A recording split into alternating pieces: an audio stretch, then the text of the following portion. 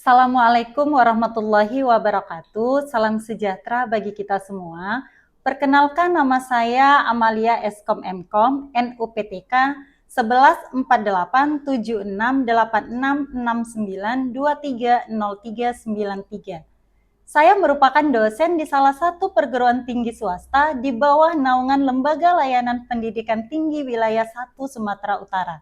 Nama perguruan tingginya adalah Universitas Royal, yang beralamatkan di Jalan Prof. H.M. Yamin nomor 173 Kisaran, Kabupaten Asahan. Home base saya di program studi Sistem Informasi Fakultas Ilmu Komputer. Video ini saya buat sebagai pernyataan diri dosen dalam unjuk kerja Tridharma Perguruan Tinggi atau yang disingkat dengan PDD UKT-PT bidang pengajaran. Pada kesempatan ini, saya akan menjelaskan terkait mata kuliah yang saya ampuh, yaitu Sistem Pendukung Keputusan, kode mata kuliah SIKB 6219, dengan bobot 3 SKS. Mata kuliah ini merupakan mata kuliah wajib untuk semester 6. Metode yang saya gunakan pada sistem perkuliahan mata kuliah ini adalah DIA, Delivery, Interaction, and Assessment. Yang pertama, delivery. Saya menyampaikan materi dengan ceramah, diskusi kelompok, review jurnal, serta presentasi. Kemudian interaction, mengajak mahasiswa untuk berpartisipasi aktif dalam pembelajaran dengan cara tanya jawab. Biasanya di awal pertemuan dilakukan review pembelajaran yang bertujuan untuk mengingat kembali materi-materi pembelajaran sebelumnya yang akan disambungkan dengan materi yang dibahas pada pertemuan tersebut. Kemudian melaksanakan diskusi kelas dan menggunakan WA Group, Google Meet, serta Zoom Meeting sebagai sarana berkomunikasi dengan mahasiswa di luar kelas. Yang ketiga yaitu assessment, untuk mengukur tingkat pemahaman dan kemampuan mahasiswa dalam memahami suatu materi dengan cara memberikan tugas per individu atau kelompok. Kemudian kuis, presentasi, keaktifan dalam menjawab pertanyaan, serta proyek. Deskripsi dari mata kuliah Sistem Pendukung Keputusan yaitu membahas terkait konsep, metode, dan implementasi berbagai teknik pengambilan keputusan berbasis model matematis dan komputasi. Mahasiswa akan mempelajari teori dasar sistem pendukung keputusan serta penerapan berbagai metode pengambilan keputusan multi kriteria. Materi yang digunakan dalam mata kuliah ini bersumber dari jurnal penelitian sehingga mahasiswa dapat memahami perkembangan terkini dalam bidang sistem pendukung keputusan serta penerapan metode-metode tersebut dalam berbagai kasus nyata. Adapun capaian pembelajaran dari mata kuliah ini adalah yang pertama, mahasiswa mampu mengetahui konsep dasar sistem pendukung keputusan. Yang kedua, mahasiswa mampu memahami metode yang ada pada sistem pendukung keputusan. Yang ketiga, mahasiswa mampu menerapkan metode sistem pendukung keputusan untuk menyelesaikan masalah. Dan yang keempat, mahasiswa mampu menganalisis dua metode atau lebih dalam sistem pendukung keputusan untuk menyelesaikan permasalahan.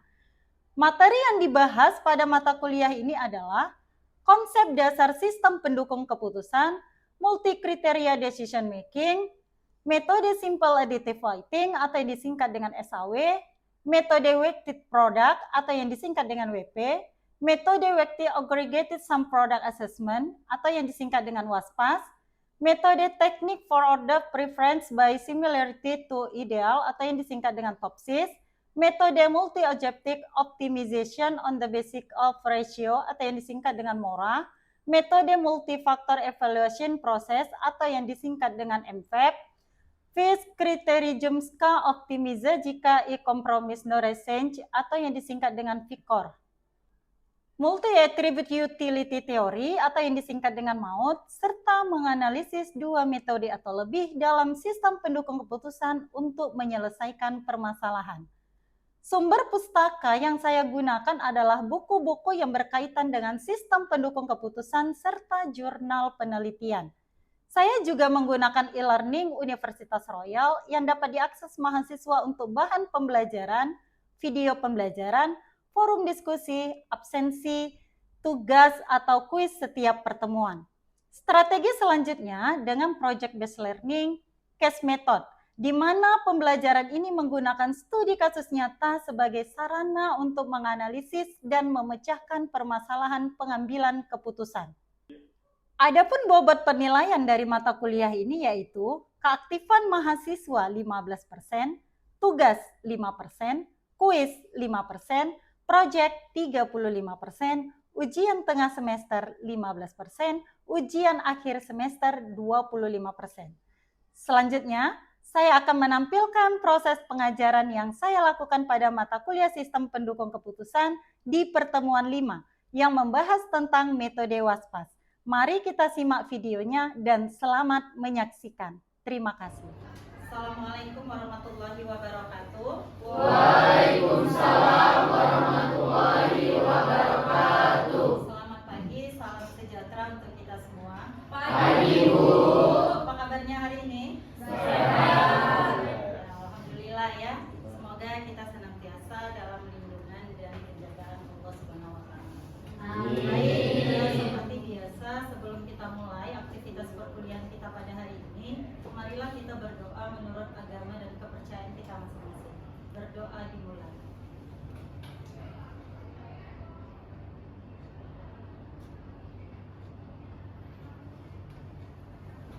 Hadir semua? Hadir tidak hadir? Oke, Bu absen terlebih dahulu ya.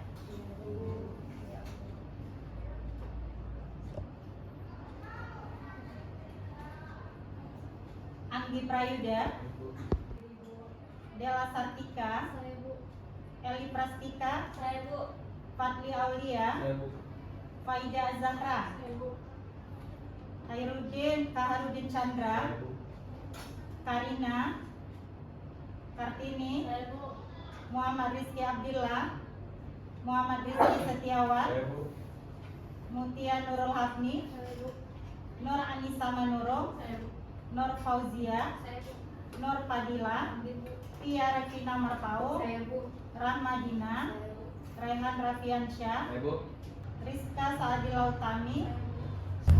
Oke, sebelum kita lanjut ke materi kita hari ini, ya Ibu akan mengulang kembali materi yang sudah pernah Ibu sampaikan pada pertemuan ketiga dan juga keempat. Ya, pada pertemuan ketiga kita sudah membahas tentang sistem pendukung keputusan, metode simple additive weighting, dan bagaimana langkah-langkah penyelesaian dengan metode tersebut.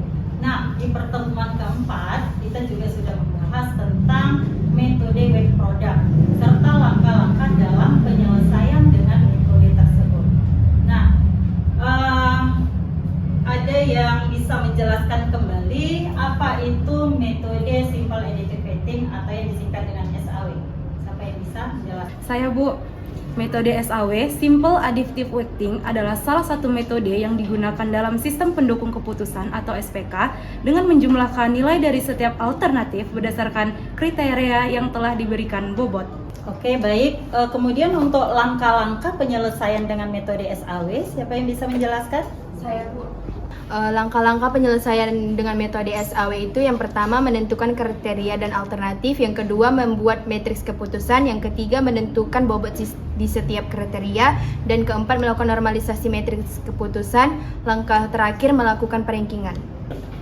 Ya, benar ya. Kemudian untuk metode weight product, ada yang bisa menjelaskan? Saya, Bu. Oke, ya. Metode weight product adalah satu metode yang digunakan dalam sistem pendukung keputusan untuk menyelesaikan masalah multikriteria, di mana metode ini bekerja dengan melakukan perkalian untuk menggabungkan nilai dari setiap kriteria, di mana nilai setiap kriteria dipangkatkan dengan bobot kriterianya. Oke, baik ya. Kemudian bagaimana langkah-langkah penyelesaian dengan metode weight product? Ada yang bisa menjawab? Saya, Bu. Oke, iya. Di sini saya akan menjelaskan langkah-langkah penyelesaian dengan metode weight product atau disebut dengan WP. Yang pertama itu menentukan kriteria dan alternatifnya. Kemudian yang kedua, menentukan bobot setiap kriterianya. Dan yang ketiga itu menormalisasikan setiap bobotnya. Dan yang keempat itu menentukan nilai vektor S. Dan yang kelima itu menentukan nilai vektor V. Dan yang terakhir itu adalah melakukan perankingan.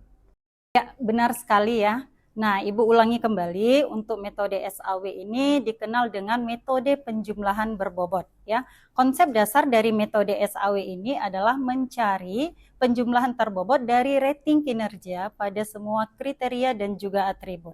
Kemudian untuk metode work product ini kita menggunakan perkalian untuk menggabungkan nilai masing-masing kriteria, di mana nilai masing-masing kriteria itu dipangkatkan terlebih dahulu dengan bobotnya. Oke, baik ya. Nah, adapun tujuan pembelajaran ini adalah setelah mempelajari materi ini, diharapkan mahasiswa memiliki kemampuan untuk mengurutkan langkah-langkah penyelesaian metode WASPAS serta dapat menyelesaikan permasalahan dengan metode WASPAS. Nah, kita lanjut. Pada hari ini kita membahas tentang metode Weight Aggregated Sum Product Assessment atau yang disingkat dengan WASPAS. Nah, ada kaitannya antara metode SAW dan juga metode work product. Ya, apa itu metode WASPAS? Metode WASPAS adalah salah satu metode yang ada dalam sistem pendukung keputusan untuk menyelesaikan masalah multi kriteria. Nah, metode WASPAS ini merupakan gabungan dari metode SAW dan juga metode work product. Oke. Bagaimana langkah-langkah penyelesaian dengan metode WASPAS? Yang pertama, kita menentukan kriteria yang disimbolkan dengan huruf C. Yang kedua, tentukan nilai bobot kriteria yang disimbolkan dengan huruf W. Yang ketiga, membuat matriks keputusan yang disimbolkan dengan huruf X.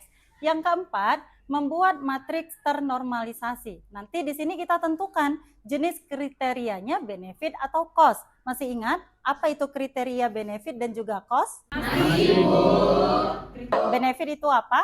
Semakin tinggi nilainya maka semakin bagus. Kemudian kriteria cost? Semakin rendah nilainya maka semakin bagus. Oke. Kriterianya benefit, kita gunakan rumus yang ini. RIJ sama dengan XIJ dibagi nilai maksimum dari XIJ. Kemudian jika kriterianya berjenis cost, kita gunakan rumus yang ini. RIJ sama dengan nilai minimum XIJ dibagikan dengan nilai XIJ. Nah, di mana RIJ adalah nilai ternormalisasi alternatif ke I terhadap kriteria ke J. Kemudian XIJ ini adalah nilai alternatif I terhadap kriteria ke J. Nah, setelah kita membuat matriks ternormalisasi, langsung kita menghitung nilai preferensi yang disimbolkan dengan huruf Q. Kita tentukan dulu nilai preferensi untuk metode SAW. Ya, ini rumusnya ya.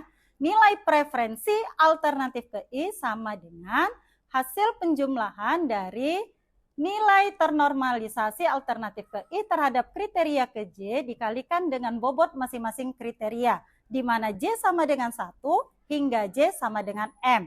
Kemudian kita mencari nilai preferensi dengan metode work product. Rumusnya adalah nilai preferensi alternatif ke I sama dengan perkalian hasil dari nilai ternormalisasi alternatif ke I terhadap kriteria ke J dikalikan dengan bobot masing-masing kriteria, di mana J sama dengan 1 hingga J sama dengan M. Nah, setelah itu kita selesaikan dengan metode WASPAS. Ya. Nah, apa rumusnya? Kita gunakan rumus yang ini. Nilai preferensi alternatif ke I sama dengan setengah dari nilai preferensi metode SAW ditambah setengah dari nilai preferensi metode work product. Ya. Nah, untuk lebih jelasnya, kita langsung ke studi kasusnya ya. Jadi studi kasusnya ini saya ambil dari jurnal, ini link jurnalnya, nanti boleh diakses ya. Nah, di jurnal dibahas tentang pemilihan produk skincare remaja milenial dengan metode simple additive weighting. Nah, nanti akan kita bahas dengan menggunakan metode WASPAS. Di mana tujuan dari penelitian ini untuk mendapatkan alternatif produk skincare dengan anggaran yang rendah, namun memiliki manfaat paling maksimal untuk remaja. Nah, dalam penelitian ini penulis menggunakan 10 data produk untuk dibandingkan sebagai alternatif terbaik. Oke ya.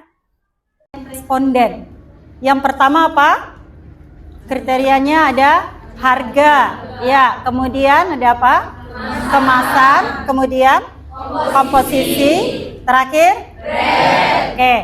Nah, Kemudian setiap kriteria kita berikan nilai bobotnya. Untuk harga yang kurang dari 14.000 itu nilainya 1.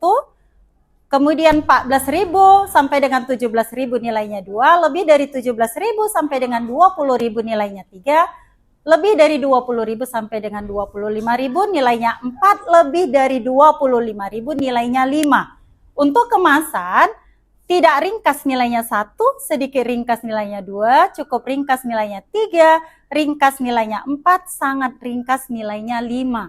Kemudian untuk komposisi, kurang nilainya 1, sedikit nilainya 2, cukup nilainya 3, banyak nilainya 4, sangat banyak nilainya 5. Kemudian untuk kriteria brand, tidak terkenal nilainya 1, sedikit terkenal nilainya 2, cukup terkenal nilainya 3, terkenal nilainya 4, sangat terkenal nilainya 5. Oke? Nah, masing-masing kriteria kita berikan bobot kepentingannya. Ya, pemberian bobot ini dilihat dari kriteria mana yang memiliki pengaruh yang paling besar, itu diberikan bobot yang lebih besar. Nah, untuk harga, bobot kepentingannya itu 0,35. Kemasan, bobot kepentingannya 0,15, komposisi 0,25, brand 0,25. Nah, kita tentukan juga jenis kriterianya, termasuk cost atau benefit.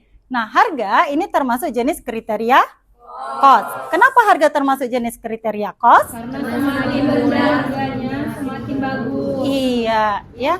Jadi kalau kita mau beli suatu produk, kalau bisa, ya kan, dengan harga yang murah tapi kualitas yang bagus.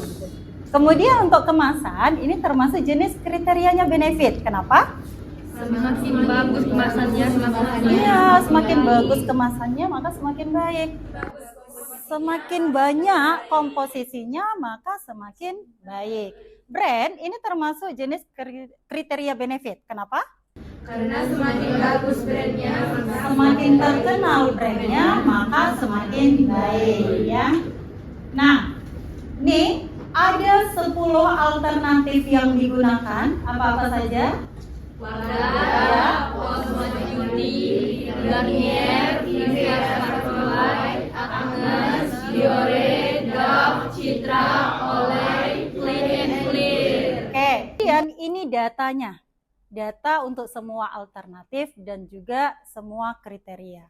Nah, kalau data ini langsung kita olah dengan model matematika, ini tidak bisa karena masih seperti ini. Kenapa? Harus kita konversi terlebih dahulu dalam bentuk nilai atau angka. Kalau masih dalam bentuk huruf atau kata, itu tidak bisa diselesaikan dengan model matematika, ya. Nah, untuk alternatif Wardah itu harganya 15.000. Kita konversikan dulu sesuai dengan tabel yang sudah kita jelaskan tadi. Harga, nilainya berapa? 2. Oke. Untuk Wardah nilainya 2, ya. Kemudian untuk kemasan tadi Wardah harga nilainya 2. Kemasan sangat ringkas. Oke, kita lihat dulu di tabelnya. Sangat ringkas. Berapa nilainya? 5. Ya, 5. Kemudian komposisinya adalah banyak. Banyak berapa nilainya? Kita lihat dari tabel. Banyak. Ya, nilainya adalah 4. Kemudian brand sangat terkenal. Berapa nilainya? 5. Ya. Nah, ini nilainya ya untuk alternatif 1, harga 2, kemasan 5, komposisi 4, brand 5. Nah, begitu seterusnya untuk mencari nilai alternatif 2 hingga alternatif ke 10. Sampai di sini ada yang mau ditanyakan? Kalau ada yang kurang jelas, tanyakan saja ya. Nah, kemudian kita cari nilai maksimum dan minimum dari masing-masing kriteria ya. Nilai yang terbesar dari kriteria harga atau C1 itu berapa? 5. Nilai terkecilnya berapa? 1. Kemudian untuk kemasan nilai terbesarnya berapa? 5. Nilai terkecilnya 2. komposisi nilai terbesarnya berapa? 5. Nilai terkecil? 1. Kemudian brand nilai terbesarnya? 5. Kemudian nilai terkecilnya? 1. Nah, setelah itu kita cari ya nilai ternormalisasi. Nah, tadi sudah kita tentukan jenis kriterianya benefit atau cost. Untuk harga, jenis kriteria cost ya. Untuk harga, jenis kriteria cost. Oke ya, kita masukkan ke rumusnya. Kalau dia jenis kriterianya cost, kita gunakan rumus yang ini.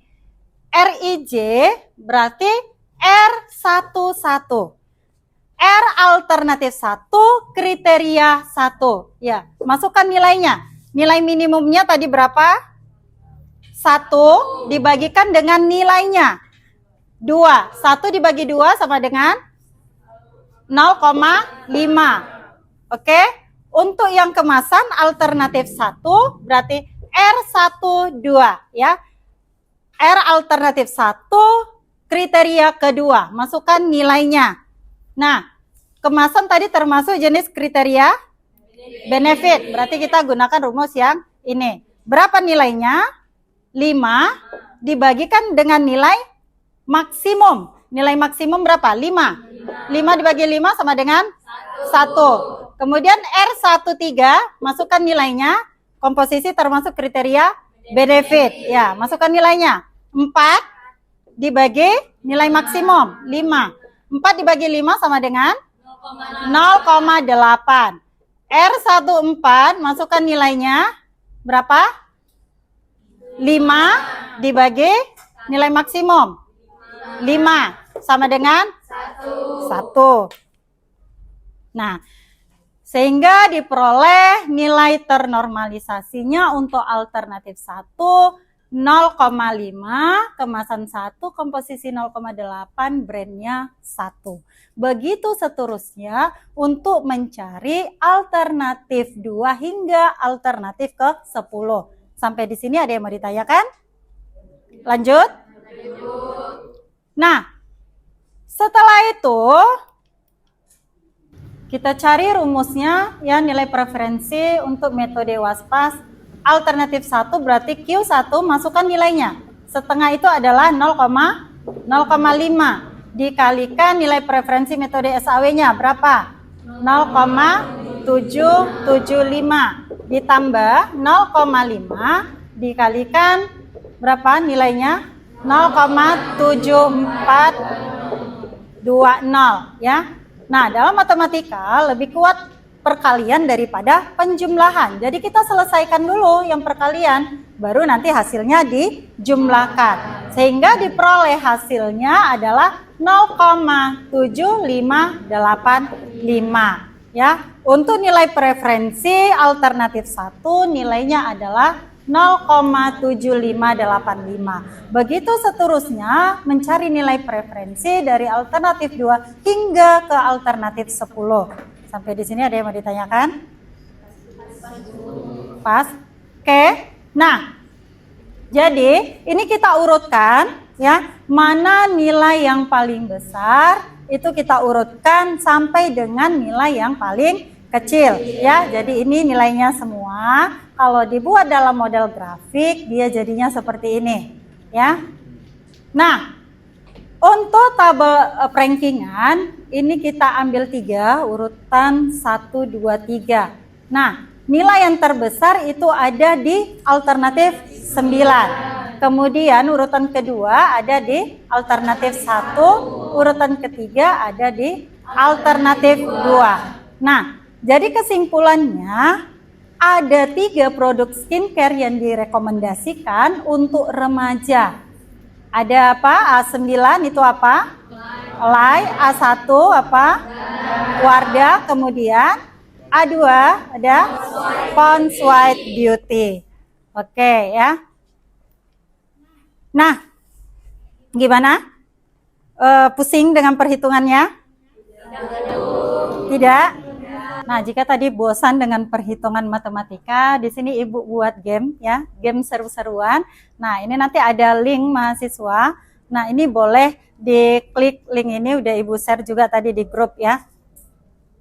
Boleh diklik linknya, kemudian nanti dijawab. Langsung dijawab ya. Jadi jawaban adik-adik nanti muncul di depan.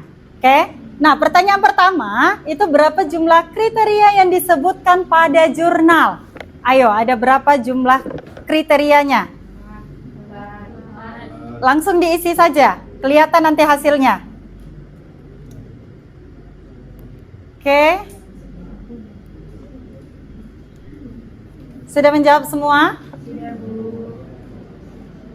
Ya, jawabannya adalah 4. Apa saja kriterianya?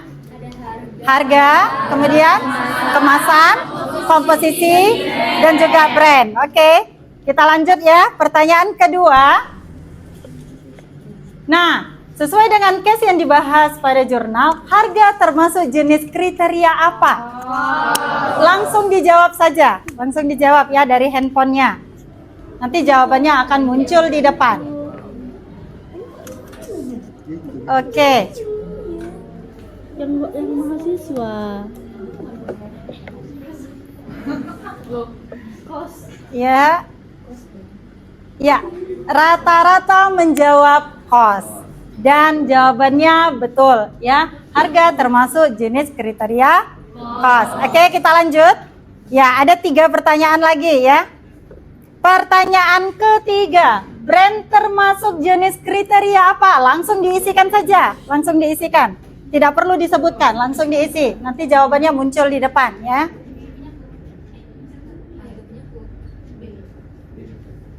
Iya, ada yang pakai emot ya.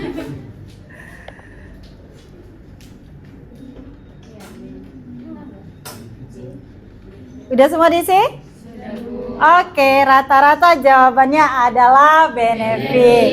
Ya, betul. Brand Oke, setelah game, nah ini ada tugas.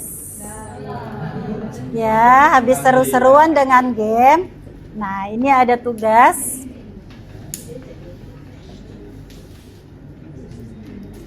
Nah, ya. Jadi nanti Ibu share materinya. Nanti boleh klik ya link yang di sini, nanti muncul studi kasusnya. Selesaikan studi kasusnya dengan metode WASPAS. Nah, nanti dikerjakan di Microsoft Excel ya, kemudian di PDF-kan. Nah, untuk penyimpanan file namanya dibuat NIM garis penghubung nama lengkap ya. NIM garis penghubung nama lengkap. Nah, tugasnya nanti dikirimkan ke e-learning paling lama hari Jumat pukul 23.59. Bisa ya? Bisa ya? Nah, oke, untuk minggu depan, pertemuan minggu depan, kita membahas tentang studi kasusnya. Setelah itu baru kita masuk ke materi baru. Nah, untuk materi barunya kita membahas tentang metode TOPSIS. Jadi nanti boleh di-search dari Google ataupun jurnal dan juga buku tentang penjelasan tentang metode TOPSIS. Boleh pahami terlebih dahulu. Jadi minggu depan tinggal kita bahas. Oke, ada lagi yang mau ditanyakan? Tidak ada? Cukup? Oke. Kalau tidak ada lagi yang mau ditanyakan, kita cukupkan pertemuan kita sampai di sini dan saya akhiri dengan wabillahi taufiq wal hidayah. Assalamualaikum warahmatullahi wabarakatuh. Waalaikumsalam.